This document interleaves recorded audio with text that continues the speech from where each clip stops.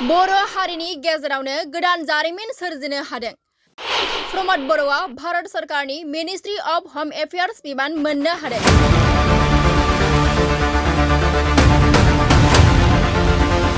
गोलाव सम सोमावसारनानै फैनाय बिटिआर गोरोबथानि सागानगिरि बिटिआरनि बारग' सीएम आथिखाल राज्यसभानि एमपि प्रमद बर' बिथाङा 5 दान एमपि जानायनि उनावनो मोनसेनि उनाव मोनसे भारत सरकारनि गेलेरि बिबान मोननो हानाया बर' रायजोनि थाखाय बाखनायथाव आरो गोग्गाथावना।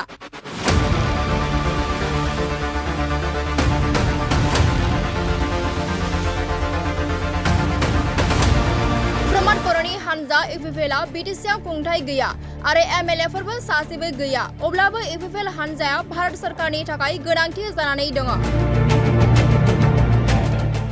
प्रमद बर' हानजानि खुंथाय गैयाब्लाबो प्रमद बर'खौ मोनसेनि उनाव मोनसे बिबान होबाय थानायनि आन्दोआव प्रमद बर'नि मेंनाय गैयै बानाय गैयै हादोरनि जेंनाफोरखौ बुजिनानै मावफुंनो नाजानाय आरो बिटिआरआव बर' हारिनि सुबुंफोरा प्रमद बर'नि मददथि होनाया दिनैसिमबो खमायाखै।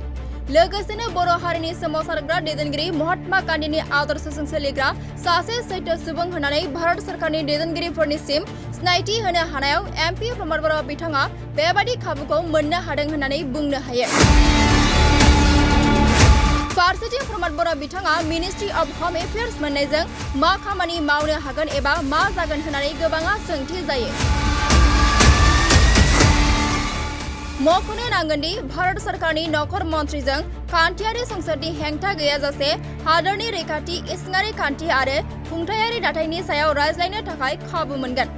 बेबादि खाबु मोननाय समावनो बर' हारिनि जेंना जेंसिनि सायावबो सम सम एमपि प्रमद बर' बिथाङा नखर मन्थ्रिनो फोरमायबाय थानो खाबु मोनगोन।